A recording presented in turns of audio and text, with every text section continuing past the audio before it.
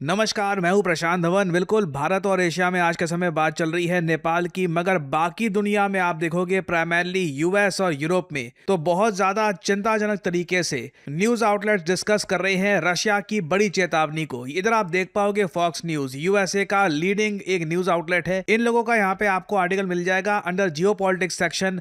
ये कह रहे हैं कि रशिया ने धमकी दी है कि यूनाइटेड किंगडम की जो मिलिट्री फैसिलिटीज हैं उनको ये टारगेट करेंगे। अब यहां पर ये मत एज्यूम कर लेना कि यूके की जो मिलिट्री फैसिलिटीज है विद इन यूक्रेन सिर्फ उसकी ये बात कर रहे हैं। लिटरली रशिया की तरफ से वार्निंग आई है कि यूनाइटेड किंगडम को रशिया हिट करना शुरू कर देगा। यूके के जो मिलिट्री बेसेस हैं उनको ये अटैक करना शुरू कर देगा। यहां पे आप देख पाओगे रशिया की जो विदेश मंत्रालय की स्पोक्समैन, इन्होंने ये कहा है कि Britain is one step away from legal complicity in what Moscow called civilian targeted terrorism. Russia का देखिए ये कहना है कि जिस तरीके से यूनाइटेड किंगडम हेल्प कर रहा है यूक्रेन की, और साथ ही साथ अभी तो यूके के बड़े प्लान्स ये हैं कि ये कीव को मतलब यूक्रेन को मिसाइल्स प्रोड्यूस करना और सिखा देंगे। रशिया ने साफ साफ यहाँ पे वार्निंग दी है कि यूके आज के समय आग से खेल रहा है और इसका जवाब सिंपली यही होगा कि अब सीधा यूके पर ये लोग अटैक करना शुरू कर देंगे। जो ये वीडियो है रशिया के विदेश मंत्रालय की स्पोक्समैन की, ये मैं आपको दिखाना चाहता हूं। Это все обречено на провал, но Лондон в этом замаран полностью. Неоднократно предупреждали, что ответом на украинские удары с применением британского оружия на территории России могут стать любые военные ये मेन चीज है, यहाँ पे आप देख पाओगे सबटाइटल्स में कि could target any British military facility and military equipment объекты и техника Британии на Украине и за ее пределами. In Ukraine and beyond. इसका मतलब ये है कि कल को यूरोप में भी अगर कल को कोई यूके का मिलिट्री बेस है, इवन यूनाइटेड किंगडम में भी अगर कोई मिलिट्री बेस है, रशिया बिल्कुल वहां पर मिसाइल्स बरसा सकता है। रीजन इसका बहुत ही सिंपल है। देखिए मॉस्को की हालत बहुत खराब है इस वक्त। वहां पर ये मान लीजिए जो सिविलियंस हैं वो डर की जिंदगी जी रहे हैं, क्योंकि यूक्रेन ने इतने सारे ड्रोन से अटैक किया है कि कई रिहायशी इलाकों में, मतलब आप मान लीजिए इमेजिन करके आप अगर देखो, हम लोग जहाँ पे रहते हैं, आपके किसी शहर में, आप शायद मुंबई में रहते हैं, बैंगलोर में रहते हैं, कहीं भी रहते हैं, अचानक से वहाँ पर दुश्मन देश के मिसाइल्स गिरने शुरू हो जाएं, ड्रोन्स गिरने शुरू हो जाएं, सडनली क्या फीलिंग आएगी। और रशिया के लोग पिछले कई महीनों से इससे जूझ रहे हैं। ऑब्वियसली आप एक बार वो कह सकते हैं कि यूक्रेन पिछले 3 सालों से ये सब भुगत रहा है।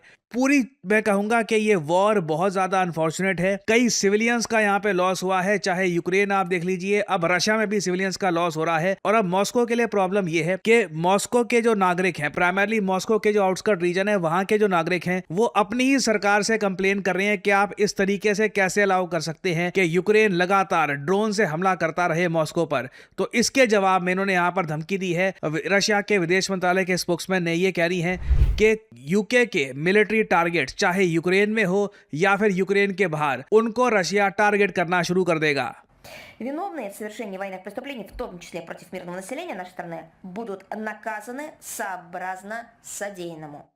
जिस तरीके की लैंग्वेज यहाँ पर यूज करी गई है, ये बेसिकली एक डिक्लेरेशन ही है कि बहुत ही जल्द रशिया इस टाइप के अटैक्स करना शुरू कर देगा। क्या रशिया से अटैक्स कर सकता है? बिल्कुल कर सकता है। याद रखिएगा ब्रह्मोस मिसाइल जो हम यूज करते हैं रशिया के साथ मिलके ही हमने बनाया है। रशिया के पास सुपरसोनिक और इवन हाइपरसोनिक मिसाइल्स हैं, बहुत ज्यादा लॉन्ग रेंज वाले, और रशिया ने एक भी मिसाइल यूके को हिट कर दिया, सडनली आप देखोगे उससे पूरी जियोपॉलिटिक्स कंप्लीटली ट्रांसफॉर्म हो जाएगी। नेटो के आर्टिकल 5 को एक्टिवेट करना है या नहीं करना, उसको लेकर विचार शुरू हो जाएगा। और आई थिंक रशिया को आज के समय दिख रहा है परफेक्ट टाइम यूके पर आक्रमण करने का। इसका रीजन मैं आपको बताता हूँ। यूएसए का जो मेन मिसाइल डिफेंस सिस्टम है, इसका नाम है पेट्रियट। आपने इसके बारे में सुना होगा। यूएसए ने patriot missile defence system deploy कर रखा है साउथ कोरिया में, मिडिल ईस्ट में, यूएसए में तो ऑब्वियसली डिप्लॉयड है ही, साथ ही साथ यूरोप में। पूरा यूरोप यूएसए के मिसाइल डिफेंस सिस्टम पेट्रियट पे काफी निर्भर करता है।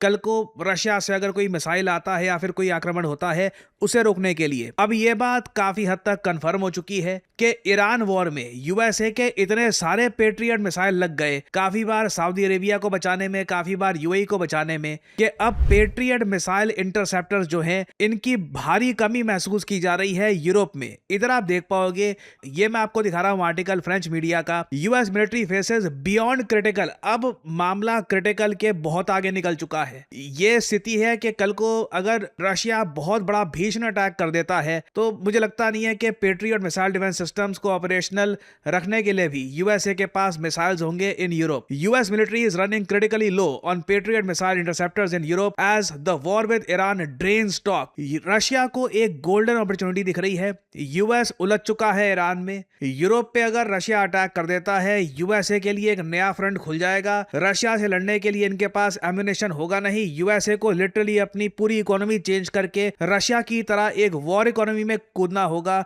और अब क्वेश्चन यही है कि क्या यूएस यूरोप को बचाने के लिए ऐसा करेगा। रिसेंटली एक और बड़ी न्यूज आई थी कि सीआईए के जो चीफ हैं जॉन राटक्लिफ, ये सरप्राइज एक विजिट करते हैं मॉस्को में। अचानक से इनका प्लेन ये जाता है रशिया के एयर स्पेस में, मॉस्को में लैंड करता है।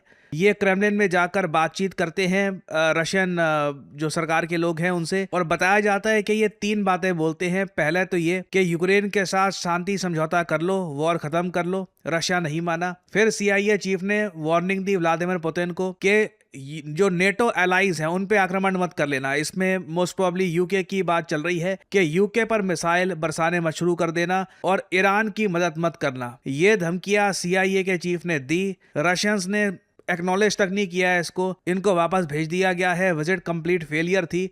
और अब मैं कहूंगा कि यूएस के सामने एक बहुत ज्यादा कठिन पॉसिबिलिटी ये है कि अगर रशिया ने यूरोप के किसी भी देश पर, मान लो जर्मनी में जो यूके के बेस है या फिर यूके मिलिट्री अगर कहीं भी डिप्लॉयड है ऑल ओवर यूरोप, वहां पर मिसाइल बरसाने शुरू कर दिए, यूके के सैनिक इन्होंने मारने स्टार्ट कर दिए, उस केस में यूएस क्या करेगा? This will be a very difficult task for US. और एक बार को यहाँ पे आप मुझसे ये भी पूछ सकते हैं कि रशिया को भी ऐसा क्या हो गया कि अचानक से ये यूके को अटैक करने को तैयार हो गए हैं? ऐसा क्या हुआ? देखिए यहाँ पे आप देख पाओगे ये जो मेन इशू है, रशिया की विदेश मंत्रालय की स्पोक्समैन ने इसको पॉइंट आउट किया है कि हमने कई बार ब्रिटिश मिलिट्री इंस्टॉलेशंस के इशू को लेकर हमने वार्निंग दी है कि ये लोग यूक्रेन की मदद कर रहे हैं। यूक्रेन को इन लोगों ने बहुत सारे हथियार दिए, ड्रोन्स दिए, बहुत कुछ दिया। मगर अब बात क्या चल रही है कि मोस्ट रिसेंटली 24 अगस्त को जब यूके के प्राइम मिनिस्टर ने विजिट किया था यूक्रेन को फॉर इंडिपेंडेंस डे, यूक्रेन के इंडिपेंडेंस डे के लिए, उस वक्त इन्होंने ये अनाउंस कर दिया कि ये बिल्कुल ब्रिटिश कंपोनेंट्स प्रोवाइड करेंगे ताकि यूक्रेन बिल्ड कर पाए स्कैल्प क्रूज मिसाइल। ये देखिए रशिया के लिए बहुत ही एक मैं कहूंगा डरावना सिनेरियो होगा अगर यूक्रेन के पास अत्याधुनिक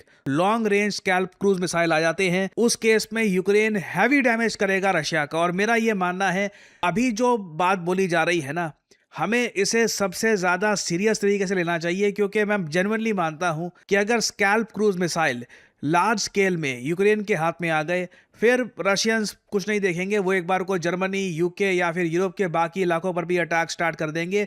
क्योंकि स्कैल्प क्रूज मिसाइल से यूक्रेन इतनी तबाही मचा सकता है कि रशिया में हजारों लोग मारे जाएंगे, सिविलियंस इतने मारे जाएंगे कि रशिया के ही लोग फिर अपनी सरकार के अगेंस्ट हो जाएंगे कि अगर आप लोग हमको डिफेंड नहीं कर सकते तो हम ही टेक ओवर कर लेते हैं। तो ऑब्वियसली व्लादिमीर पुतिन नहीं ऐसा ही करना चाहते, बट यूके, फ्रांस, बिल्कुल ये लोग चाहते हैं कि एक असेंबली लाइन सेटअप कर दी जाए यूक्रेन में। और आई बिलीव यूरोप और रशिया की जो एक इम्पेंडिंग वॉर है ये लगातार करीब आ रही है और स्कैल्प क्रूज मिसाइल्स ये क्रिटिकल रोल प्ले करेंगे इस वॉर को स्टार्ट करने में। और बहुत ही जल्द पॉसिबिलिटी है कि आपको एक मीटिंग दिखे प्राइम मिनिस्टर मोदी और व्लादिमीर पुतिन की एससीओ समिट के दौरान, और देखना होगा कि उस दौरान क्या पुतिन इस इम्पेंडिंग अटैक के बारे में कोई बड़ी स्टेटमेंट देते या नहीं देते। इस टॉपिक को मैं प्रॉपर्ली कवर कर रहा हूं। अगर कुछ डेवलपमेंट्स होती हैं तो मैं आप लोगों के लिए अपडेटेड वीडियोस लाता रहूंगा। फाइनली यहाँ पे मैं आप लोगों से एक सवाल पूछूंगा।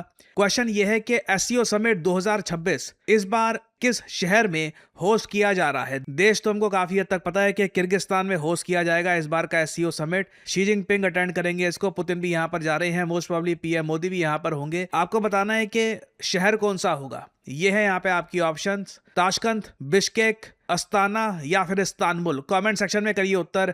जो लोग देंगे सही आंसर उनकी कमेंट को मैं दे दूंगा हार्ट, ताकि बाकी लोग समझ पाएं कि सही उत्तर क्या है। और फाइनली एक बड़ी अनाउंसमेंट आप लोगों के लिए, रक्षाबंधन सेल अड्डा 247 स्किल्स ने स्टार्ट कर दी है। इस सेल में आपको मिलता है 33% डिस्काउंट हमारे सभी कोर्सेज में, और साथ ही साथ आपको फ्री Amazon गिफ्ट वाउचर भी मिलेगा। आपको सिंपली क्या करना है, कमेंट सेक्शन में जाइए। कमेंट सेक्शन में आप ओपन करेंगे तो आपको यहाँ पर कोड यूज करना है PD10, जो डिटेल्स है ये एंटर कर दीजिए और आप एनरोल कर सकते हैं। You can purchase our courses. याद रखिएगा ये जो डिस्काउंट है 33% का, ये कुछ ही दिनों के लिए है।